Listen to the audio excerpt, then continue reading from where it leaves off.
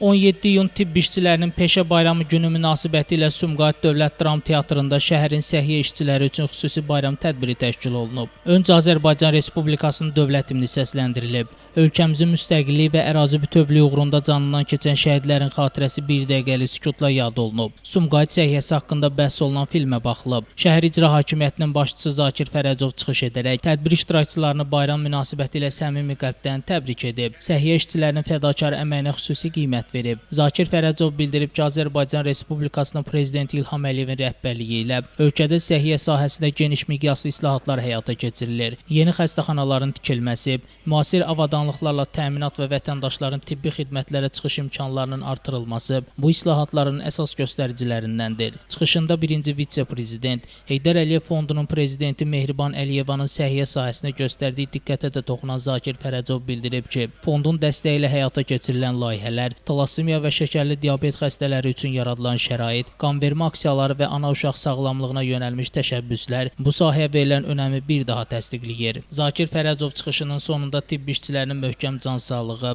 peşə fəaliyyətlərində uğurlar arzulayaraq, onların əvəzsiz əməyinin hər zaman yüksək dəyərləndirildiyini bildirib. Sumqayıt Tibb Mərkəzinin direktoru Elnur Azadxanov səhiyyə işçilərini bu əlamətlər gün münasibətilə təbrik edərək, onların cəmiyyət üçün mühüm rolunu xüsusi vurğulayıb.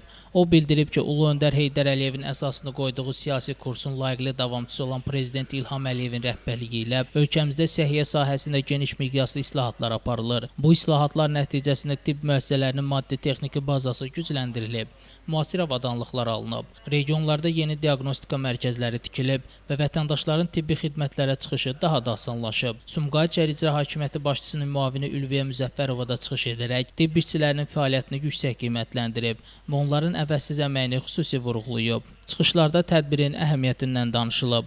Tədbirin sonunda şəhərdə fəaliyyət göstərən bir sıra tibb işçiləri uzun müddətli səmərəli fəaliyyətlərinə və peşəkarlıq səviyyələrinə görə Sumqayıt şəhər İcra Hakimiyyəti və Sumqayıt Tibb Mərkəzi tərəfindən fəxri fərmanlarla təltif olunublar.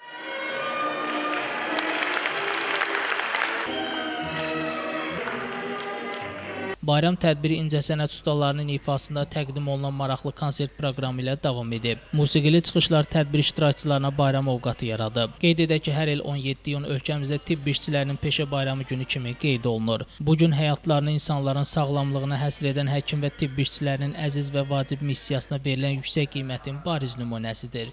Şəmsistan Fikrətli Elbrus İsmailov, bugün informasiya proqramı üçün.